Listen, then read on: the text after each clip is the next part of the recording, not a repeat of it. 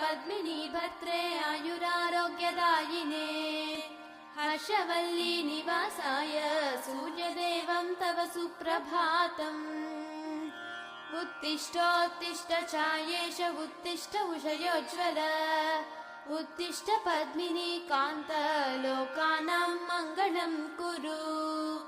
मातः समस्त जगतां मधुकैटभारेः सव्येतराक्षी परितोषिणि पद्मनीड्ये नाथानुबद्ध भुवनावनबद्ध दीक्षे प्रत्यक्ष दैवतरमे तव सुप्रभातम्